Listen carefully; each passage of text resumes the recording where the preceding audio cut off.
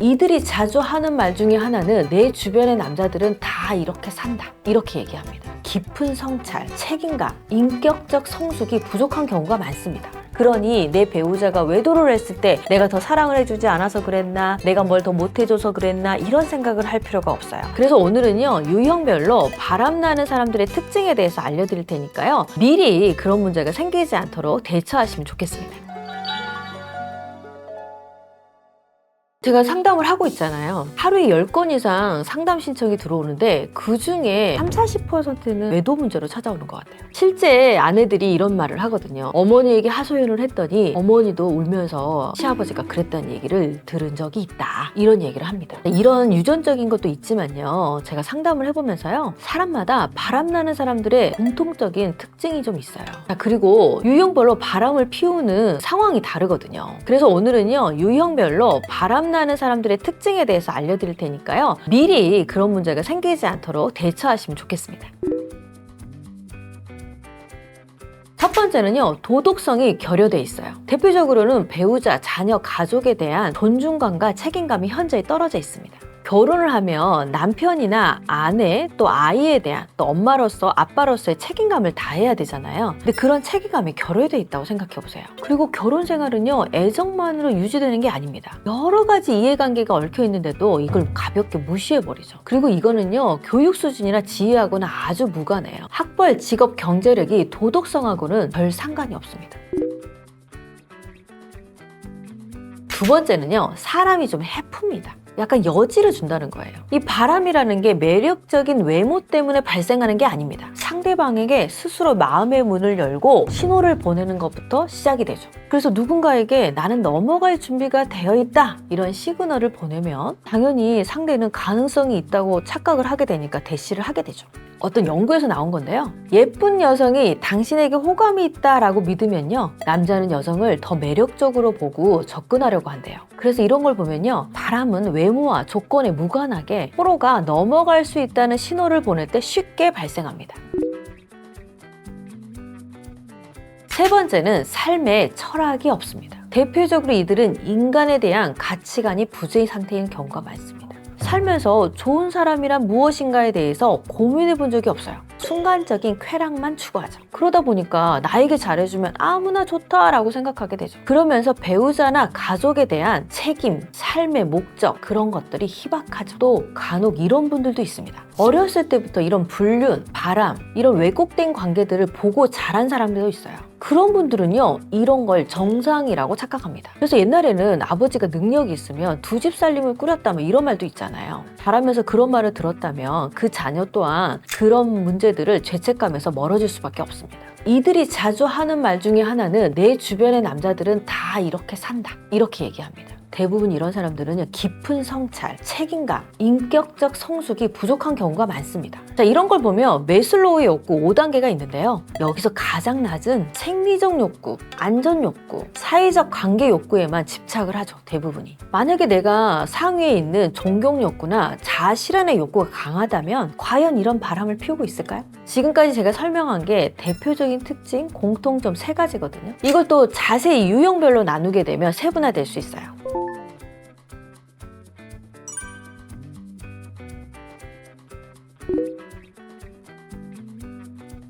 자, 첫 번째, 소금산 성향입니다. 이들은 웬만하면 바람을 피우지 않아요. 왜냐하면 예의가 있습니다. 그래서 예의를 벗어나는 행동을 하지 않으려고 되게 노력하면서 살아가는 스타일 중에 하나예요. 그런데 이 사람이 바람을 피웠다. 그럼 보편적으로 집에서는 자기가 아무리 말해도 자기 말을 들어주는 사람이 없는데 회사나 직장 동료가 내 말을 너무 잘 들어줘. 내가 가르칠 때마다 성장하는 사람이 있어. 이 사람하고 이런 마음을 나눌 확률이 굉장히 높습니다. 이들은 그래서 원나잇을 즐기진 않아요. 보편적으로는 마음을 주면서 했을 확률이 높습니다. 이들은 자신의 지식이나 자신이 알고 있는 것을 가르치거나 말하는 걸 좋아하는 사람들이에요. 이들이 바람을 피지 않도록 하기 위해서는 배우자가 소금산 성향을 가지고 있는 사람에게 물어보거나 알려줘서 고마움을 표현하거나 이러면 심리적으로 연결이 굉장히 깊게 돼 있기 때문에 다른 곳에 눈을 돌리지 않습니다. 두 번째는 화라산 유형입니다. 이들은요, 바람을 피워도 죄책감이 없습니다. 이들은요, 바람을 피운다 하면은 원나잇도 즐길 수 있는 사람들이에요. 그걸 나중에 아내가 봤을 때는 나는 마음을 준 적은 없어. 그냥 가끔 남자가 그럴 수도 있는 거야. 그리고 사과하라고 아내가 얘기를 하게 되면 알았어 미안해 잘못했다고 나 안 그런다고 이제 이러면서 넘어가려고 하는 경향이 강하죠. 이런 화난 사람들은요, 자신을 대접해주는 걸 굉장히 중요하게 생각합니다. 자신을 존중하고 대접해줬을 때 마음을 다른 곳에 쓰지 않아요. 그래서 집에 들어와가지고 아내가 자신을 위해서 맛있는 음식을 해주거나 또 자신을 잘 챙겨주거나 아니면 자신이 음식을 해줘서 가족을 먹였는데 거기에 리액션이 좋거나 이러면은 집에서 행복감을 많이 느끼고 그 욕구를 충족하기 때문에 밖에서 다른 욕구를 찾으려고 하지 않아요. 첫 번째, 사막 유형입니다. 사막은 실질적으로 너무 바빠서 웬만하면 외도를 하지 않습니다. 근데 이 또한도 바쁜 와중에 외도를 할 수 있겠죠. 이들도 마찬가지로 직장 동료와 아니면 가까운 지인과 외도를 할 수 있어요. 자신의 일에 대한 열정, 성취 욕구, 그리고 일머리 이런 것들을 인정받았을 때 그 사람에게 마음을 쓸 확률이 높습니다. 마음이 메말라 있었는데 나에게 오아시스 같은 언어를 자꾸 제공해준다. 이랬을 때는 뭐야, 저 사람 나에게 관심 있나? 근데 나도 이런 말 들으니까 기분이 너무 좋은데? 이런 생각이 들면서 마음을 쓸 확률이 높거든요. 그래서 집에서 당신은 정말 열심히 일을 하는 사람이야. 매우 성실한 사람이야. 그 사람만이 가지고 있는 고유 특성을 가지고 인정해주는 언어를 해주는 게 굉장히 좋습니다.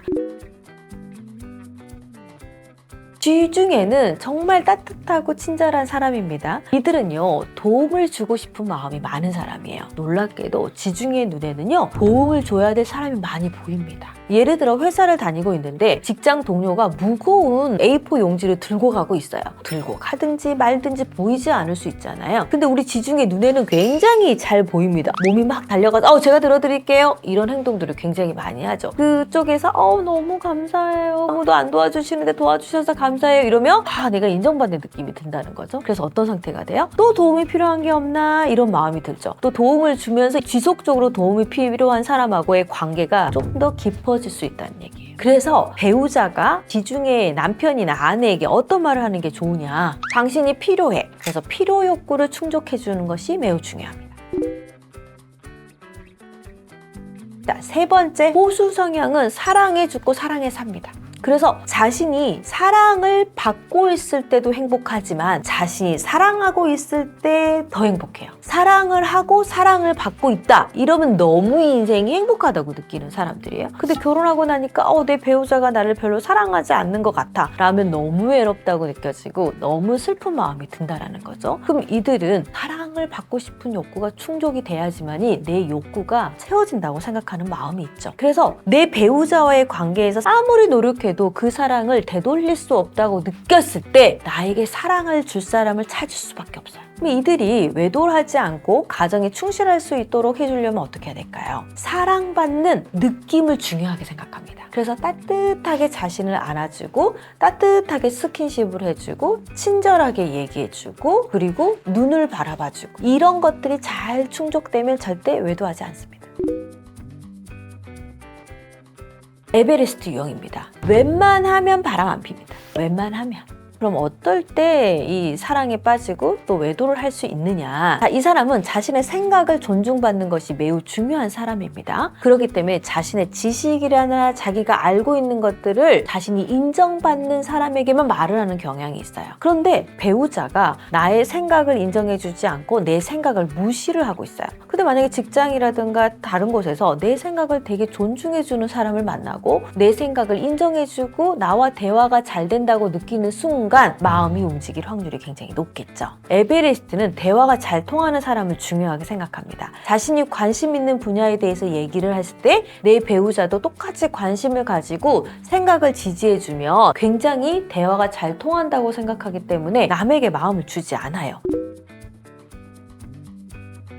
두 번째, 미로 성향입니다. 미로 성향은 안전지향주의의 성향을 가지고 있어요. 그래서 이들은요, 바람 피면서 매우 좀 불안할 확률이 높아요. 그래서 불안감이 싫기 때문에 웬만하면 바람을 안 피겠죠. 하지만 이들은 안전하게 살아가는 게 되게 중요하잖아요. 그렇기 때문에 가정이라는 공간에서 안정감을 느끼지 못했을 때 밖에서 나를 안전하게 지켜줄 사람을 찾는 경향이 있죠. 내 생각을 알고 좀 더 단호하게 결정해주거나 어떤 길을 선택했을 때 지혜롭게 알려주는 사람에게 마음이 확 갈 수 있다는 거예요. 거기다가 미로는 내 편이 매우 중요합니다. 그래서 내 배우자가 타인의 편을 들어주거나 이렇게 되면은 이 사람과의 관계가 끝났다고 생각하는 마음이 생길 수밖에 없어요. 그래서 미로 성향의 배우자가 있다. 편을 들어주는 것이 굉장히 중요합니다. 세 번째는 와이키키 성향입니다. 즐겁고 재미있게 살아가는 게 매우 중요한 사람들이에요. 이들은요, 실증이 잘 납니다. 그래서 만약에 외도를 한다 그러면은 한 사람하고 깊이 사랑에 빠질 확률은 별로 없어요. 하루 정도 즐거움을 위한 그런 외도를 할 확률이 굉장히 높죠. 거기다가 죄책감이 많지 않습니다. 나 이달 너무 열심히 일했어. 이거 하나 정도로 내가 해도 되지 않을까 하면서 스스로에게 보상 심리가 있습니다. 단순하게 내 배우자가 나랑 사랑을 나눠주지 않아서 외도를 하지 않습니다. 내가 보상을 받아야 되는데 그 보상에 대한 욕구가 떨어질 때 이렇게 원나잇 하루를 즐기는 재미로 생각할 확률이 높습니다. 그래서 이런 와이키키 성향을 가지고 있는 사람들이 다시 외도를 하지 않게 하기 위해서는 즐겁고 행복한 마음을 느낄 수 있도록 해주는 것이 중요하고요. 이들의 사랑 방법은 장난을 잘 칩니다. 그럼 내가 너무 싫어 이러더라도 이 남편이 나를 사랑해서 장난치는구나 이런 마음으로 나도 좀 장난쳐주고 당신이 그렇게 하니까 되게 즐겁네 이렇게 얘기해주는 그런 마음도 좀 필요합니다. 여러분에게 8가지 성향으로 외도에 대한 이야기를 해봤는데요. 외도는요, 단순하게 그냥 성적 스킨십이 부족하거나 잘 맞지 않거나 이런 문제만으로 발생하는 것이 절대 아닙니다. 그러니 내 배우자가 외도를 했을 때 내가 더 사랑을 해주지 않아서 그랬나, 내가 뭘 더 못해줘서 그랬나 이런 생각을 할 필요가 없어요. 사람은 각자 가지고 있는 성향과 기질에 따라서 욕구가 있습니다. 그 욕구를 채우지 못하게 되면 어떤 걸로도 욕구를 채우고 싶은 마음이 생길 수밖에 없어요. 그걸 채워가려고 하다 보니까 다른 방향으로 문제가 생기는 경우들이 있다는 거예요. 그러니 내 배우자가 외도를 했다. 이거를 자신의 문제로 받아들이지는 않았으면 좋겠습니다. 다만 우리는 부부관계를 서로 상호작용을 잘 하면서 살아가야 되기 때문에 내 배우자가 어떤 욕구가 부족한지에 대해서 또 어떤 걸 채워주면 좋을지에 대해서는 서로가 해줄 수 있는 능력들을 키워가는 것이 부부관계의 핵심이라는 것을 기억하시면 좋겠습니다. 이번 영상이 도움이 되셨다면 구독과 좋아요 눌러주시고요. 혹여 주변에 외도나 남편의 바람으로 인해서 아니면 아내의 외도로 인해서 힘들어하는 분들이 있다면 이 영상 꼭 공유해주세요. 지금까지 부부의 결사 정다운이었습니다.